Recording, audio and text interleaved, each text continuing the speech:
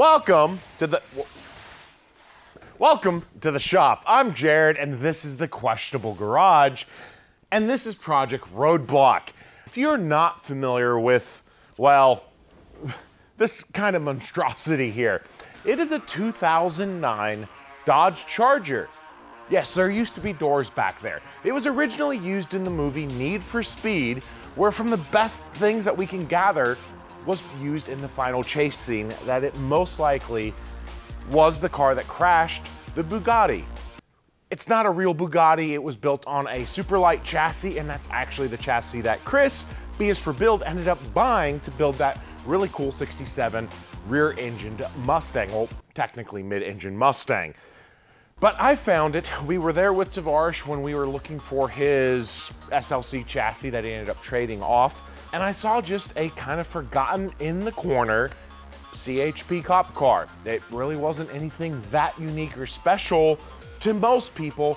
I decided to buy it. Paid probably a little bit too much for a in-process project, but it was something really cool to me. And I was determined to make it run.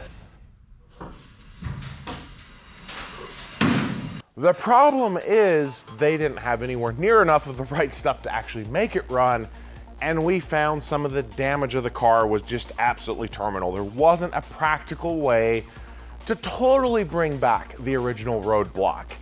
So I went out and found a 2008 former state patrol car and kind of combined probably what was about 7 different cars. And we had a running driving car. We used it during Car Trek in, I believe it was season 8, where I was chasing Ed Bolian around the Caffeine and Octane Linear Speedway. It went all around and did some sick week stuff. We raced it down a runway, and it was just a really fun car. My wife took it to work a couple times, and then on a nice calm day, a tree fell on it. It was not an expected occurrence, but a tree crushed the back half of the car, and a great number of you said, hey, get a hold of Mark Smith from Smith Kit Cars and do a Ute conversion, including Rutledge Wood. I appreciate you putting in a good word for me. So I called Mark the following morning after the accident, and he said, thank you for calling. I've had so many people saying we need to work together. And they sent out the Ute conversion, where we turned this into an amazing, practical, usable truck. And I've done truck things with it. The first trip I actually did with it was taking all the metal I cut off the back of it to the scrapyard. It was a ton of fun, and it's the car that keeps giving, because then Roadkill Nights reached back out and said, hey, we're doing something a little different this year. We're only sending engine and transmissions. Do you have a Mopar product, and would you like to come back? And we already had the really cool looking Ute. So we now have a Hellcat Redeye and manual transmission to put into it. We now had an 807 horsepower manual transmission, rear-wheel drive, just absurd vehicle. It is a tremendous amount of fun to drive. I've taken it up to Tail of the Dragon, got some amazing reactions up there, and then a friend borrowed it, was involved in an accident of very questionable circumstances. Stories don't line up with evidence, but that doesn't matter. We fixed it. I had Michael come up from Elsa's World, really good friend of mine. I love that I've met him through drifting. Just a really good guy. We came out, got the bodywork pulled back square, and started to glue the new panel on. That's where you last saw the car. And if you notice, well, it's got a sticker on it. This wasn't the damage side, but it's got the sticker on it because we're actually, after all the work, I had to get the car ready. A really good channel partner, O'Reilly Auto Parts, reached out to us and said, hey, we've got an event coming up. Could you bring Roadblock? We want you and Roadblock to come on down, and the car wasn't ready. There's nothing better than an event to be the perfect excuse to get something together. I got this car looking the best it has ever looked, in my opinion. We now have a full interior in it. The damage side is all fixed. We've got it refinished, and you can kind of notice too, there's no more gaping hole in the hood. We've got the hole patched up with a really cool looking hood scoop. So that's enough talking. Let's get to work. As you remember, the very last time that you saw Roadblock, we had just glued a new body panel on that Mark from Smith Kit Cars prepared for us, and my friend Jay Roberts brought down for us at the Southern Classic to get the thing back together. So there's a lot to do. Let's do it. Well, no, I already did it, but I'm gonna bring you guys along. So we're gonna head to the other side and get started sanding. Now, before we could even start applying any type of body filler, I had to go ahead and get the gel coat sanded down so the body filler would have something to bite into.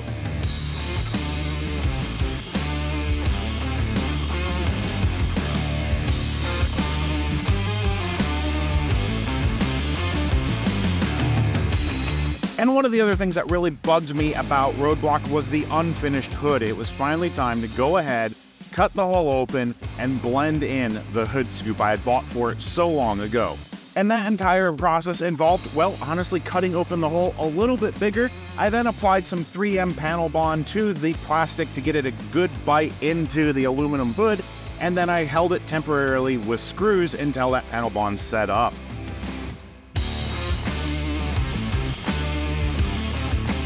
The next part is lots of filler. You use, well, I have no clue what I'm doing, so maybe you shouldn't mimic what I did, but it worked. I used what they call kitty hair, a very fiberglass heavy body filler as the first layer down, and then came back with just less aggressive fillers.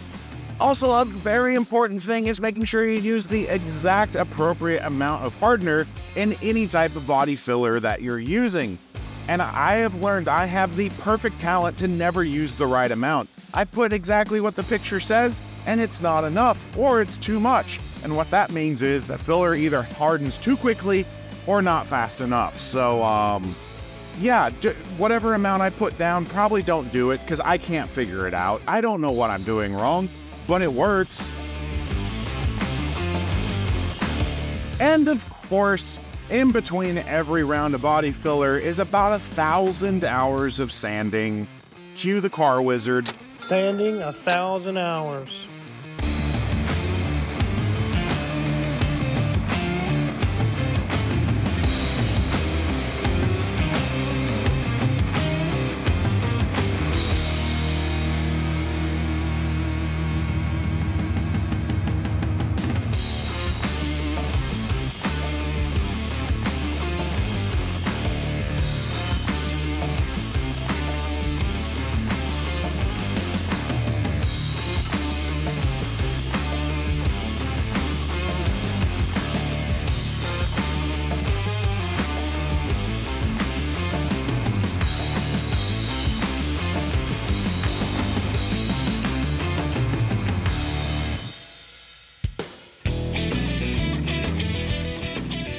And once the body filler is finally to a good enough point that I am happy, it's time to go ahead and apply the primer. What I'm using is a high build U-POL 2K primer. Depending on what you're painting and using, you may want to use something different. I'm not a body guy, I'm just a mechanic that happens to be able to do a little bit of basic body work. But we go ahead and apply that, make sure we get a nice even coat, and then we sand it with some 300 grit sandpaper to get it ready for the Raptor liner, which of course we go ahead and apply the fresh Raptor liner, get the nice black down, and get it looking as good as the rest of the car.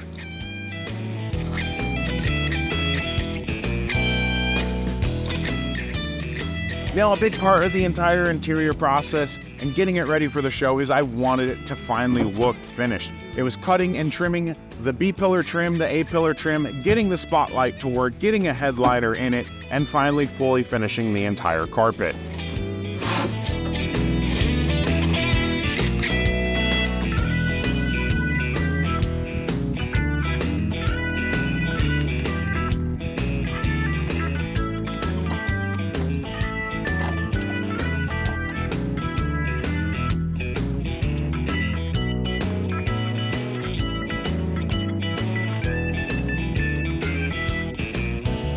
Well, let's interrupt that regularly scheduled time lapse here really quick. I want to take a second and talk a little bit about some of the products you're seeing us install on the interior really quick, as well as some products we installed under the car to help with the heat. Now, in the past, driving Roadblock, the interior was very loud, it rattled a lot, and it was a very hot, uncomfortable place to be.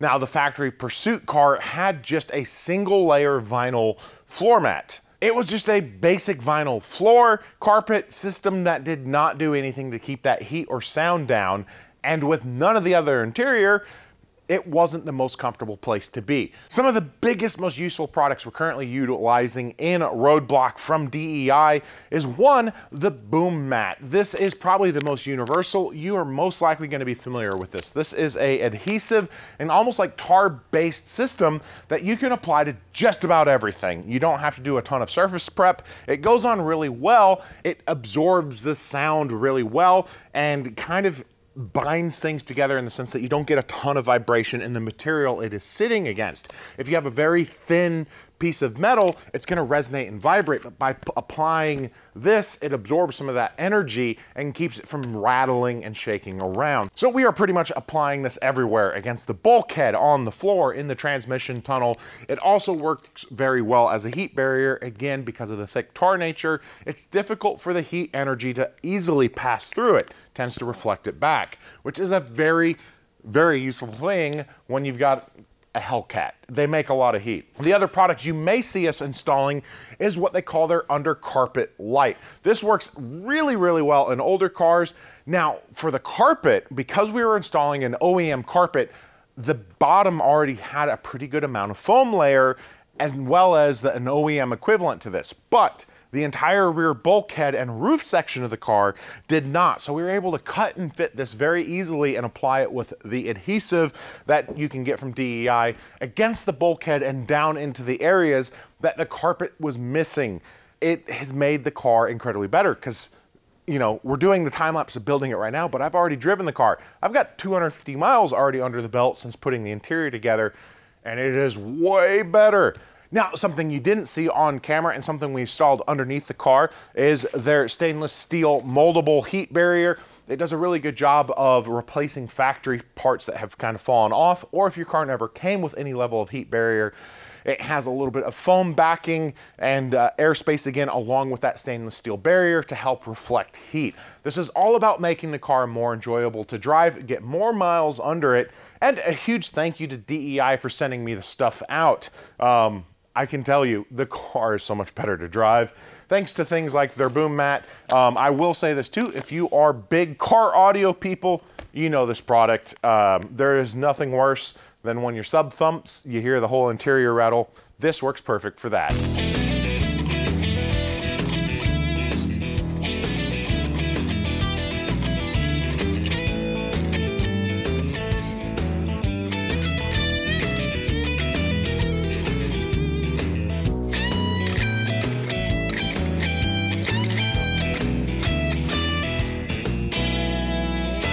And there it is. We are all together. As you can tell, the side looks amazing.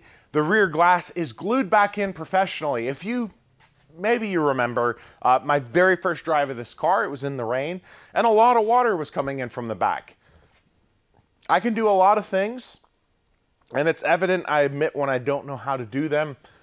I'm not very good at gluing in glass. The reason we had a whole lot of water come in is, well, I totally missed like the whole top of the glass. So my friends with Classic Auto Glass here in Cleveland, they came out, glued it in. We've got trim on it. It looks amazing. We now have a full interior. I went ahead and refinished the headliner into a black.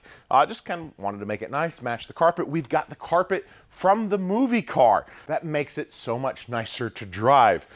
I also want to give a huge shout out. It's been pretty warm in Georgia, and I was basically on the last day of getting the car ready, and I hit a wall where I was ready to just come up with a different solution, not have the interior finished. Call my friend Randy, you've seen him in the past from GRC, and I was like, Randy, is there any way you can come by just for a little bit, help me out on this interior? He had actually basically stopped work early in the day from the same problem, too much heat. He'd had a mild bit of heat stroke, and he still came by, helped out for about an hour and a half. So huge shout out. Thank you, Randy, for coming on over. That little bit of helping hand was enough to push me through the finish line. I saw this thing done, and it was ready to go to the show. When O'Reilly called and said, hey, can you bring something? It wasn't just like a little car meet. It was the Atlanta NASCAR Night Race. Not something small, something potentially 50,000 people are gonna come and see in person. They wanted something that was gonna get everyone's attention and get them to stop and that's Roadblock. I got to bring a car to a NASCAR race as a display vehicle, and it was phenomenal. So yeah, let's go on down to Hampton, Georgia, to the Atlanta Motor Speedway.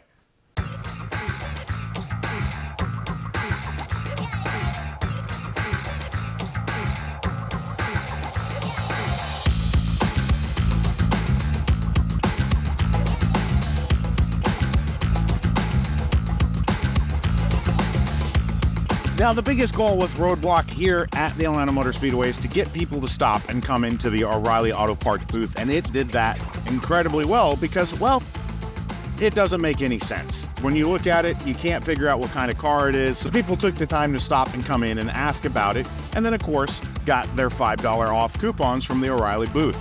Also part of the entire experience was an incredible meet and greet, and as the time came close, the line started forming for the meet and greet.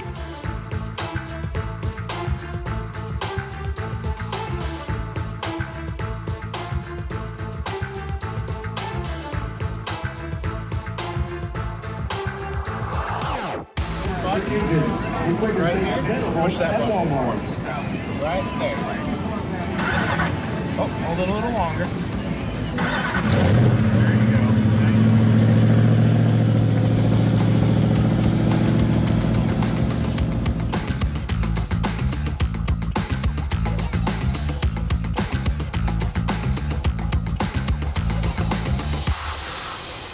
So there you have it. Project Roadblock is properly finished now.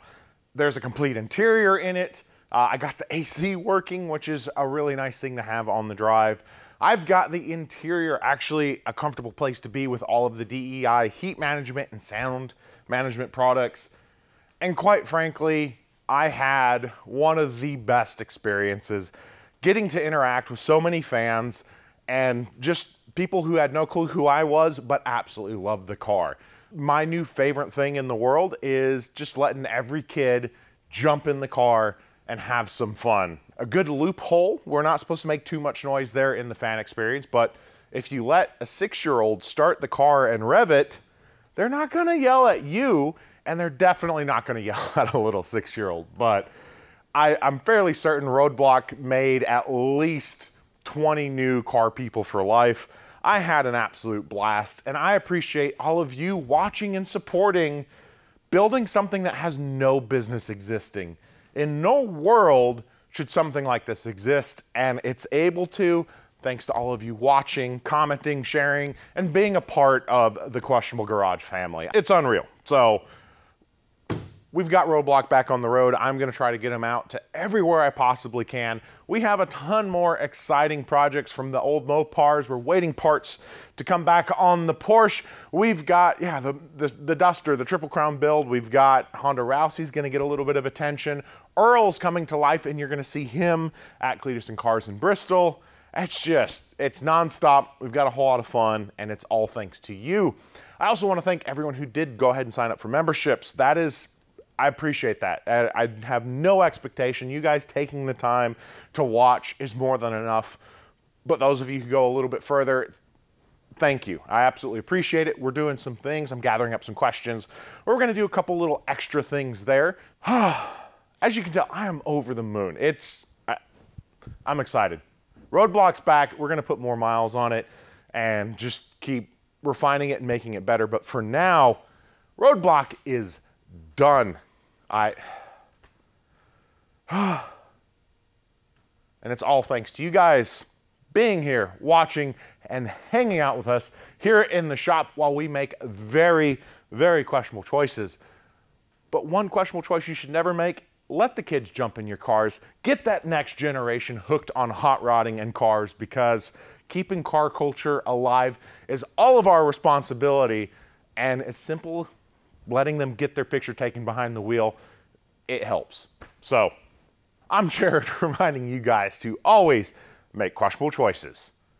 And, yeah.